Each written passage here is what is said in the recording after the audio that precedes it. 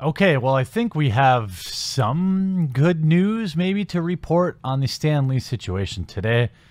A brief overview. The last year of Stan Lee's life has been riddled with people taking advantage of him. Everything from stories of his blood being stolen and used to sign comics and sold. That's actually true.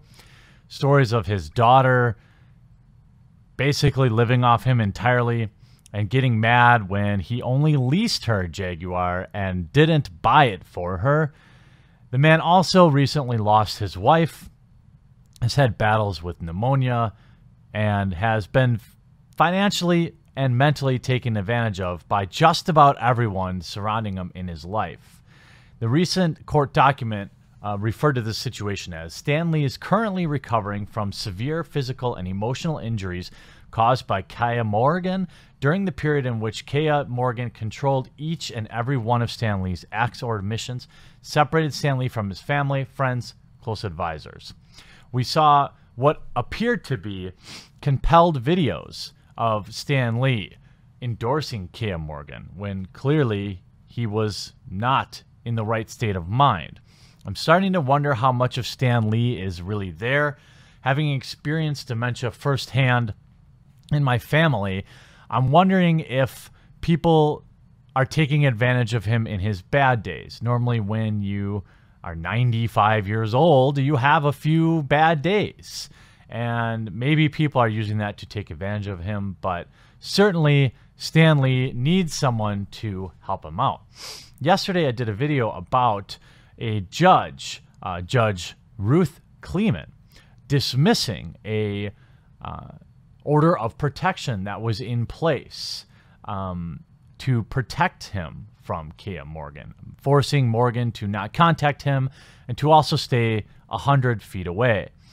Then things got weird. Two different law teams showed up in court. One was this lawyer that has been allegedly protecting him. But then also on Thursday, attorney Stephen Crump, in the application, Crump alleges that Morgan made malicious and false remarks about Lee's daughter to Lee. This is in reference to the stories that came out about Lee's daughter, JC, and her taking advantage of him, and prevented Lee's financial advisors from seeing him. The order bars Morgan from coming within 100 feet of Lee, his daughter, or his brother, Larry Lieber. This is where it gets weird. Let's actually go to the article that broke. Again, a judge Friday granted a restraining order, this is the victory, to protect Marvel Stan Lee and his family from a memorabilia collector who allegedly has embezzled assets worth more than $5 million. Kaya Morgan is not even close to the first person to have taken advantage of Stan Lee in the past couple of years. It's disgusting. The way we treat our elders needs to get better.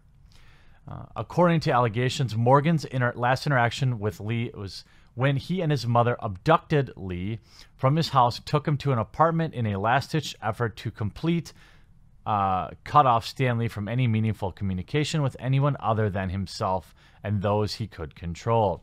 Crump alleges that Morgan is now placing harassing phone calls to J.C. Lee and Larry Lieber in an effort to pressure them psychologically to regain control of Lee's affairs. What this sounds like is you've got a bunch of people inserting themselves into Stan Lee's life, and they're fighting over the man's assets, and he isn't even gone yet. Everything I've heard about his daughter, JC, has been not positive.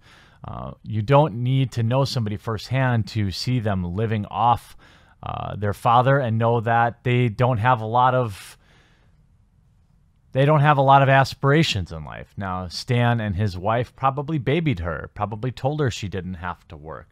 That's my guess. I wasn't there. But what is happening now to the 95-year-old Stan Lee is disgusting. A new application was initially denied, but then later granted Friday, pending a hearing on July 26. So he's good now till July 26. Morgan's attorney, Alex Kessel, said Friday that Morgan had not been in touch with Lee recently and is out of the state on business. Their relationship exists outside of anybody's restraining order, Kessel said. Mr. Lee in no way, shape, or form is ever endangered by Mr. Morgan in any sense. Now, this is Morgan's defense lawyer saying this.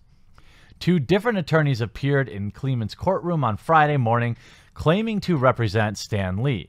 Lallis, who is the original guy, argued that he was acting on Lee's behalf with the blessing of the LAPD, while attorney Robert Reynolds brandished a declaration authorizing him to speak for Lee. In light of the confusion, Kleeman rejected Lallis's request to extend the order that was filed last month and dismissed the case. Crump filed the second order on behalf of attorney Jonathan Freund, who previously filed an elder abuse lawsuit against another Lee associate, Geraldo Olivares, another person who took advantage of Stan Lee. Kaya Morgan is facing 2 misdemeanor counts for allegedly placing 2 bogus 911 calls in late May. In the first instance, he reported that intruders had come to Lee's house, when in fact the police had come to perform a welfare check on him.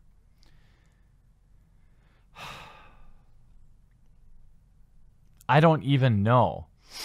This is probably the most bizarre case of elder abuse, and I don't really know how to describe this. It's really sad. I suppose I'm supposed to be happy that this second restraining order is now in place. And I wanted to make sure I did this video on a Sunday because I know the traction that the first video has gotten. So if you wouldn't mind, please, if you shared the first video, please share the second video so that everyone that saw the first video is going to have a chance to be updated and know that Stan is safe now through July 26th. But with so many unanswered questions, who is telling the truth? I don't know who to believe anymore. Now we have 2 different lawyers showing up in court who I'm sure are billing Stan Lee $700 an hour or more to be there. We've got horrible stories floating around about his daughter. We have several people who have been proved to have taken advantage of Stan Lee by stealing his money. We have stories about Stan Lee getting tricked into selling his interest in POW Entertainment to some Chinese company. I don't know. When there's smoke, there's fire. I'm not a big-brained type of guy, but I go with my gut. And when you have all of these things piling up, certainly some of them may not be true. Certainly all of them have probably been embellished because we're only hearing about them through mainstream media outlets. But it's hard for me to imagine a situation where at least some of this stuff isn't true. And if any of it at all is true, then Stan Lee still needs conservatorship. He still needs someone to step in, some honest third party who doesn't have any financial reason to lie. This is the thing. This is why, unfortunately, it feels like it's being thrust on Kevin Smith, because am I going to trust some lawyer who's billing his estate an unknown amount of hours to speak for him? No. Am I going to trust his daughter, who has been embroiled in several controversies, who's been accused of abusing him and hitting his former wife, or his wife that has passed when she didn't get her way, who has lived off him her whole life? No, I can't trust her. Am I going to trust this memorabilia dealer? No. Embezzling $5 million kind of omits you from even being accused of it. Makes me question what's going to come out of your mouth. This is the sad state of things right now. Somebody like Kevin Smith coming in, or the court appointing somebody, an unbiased third party, to just freeze the guy's assets, let him live his life, let him do what he wants to do. Unfortunately, all communication I hear out of Stan Lee's mouth, I don't even know if I can trust that anymore.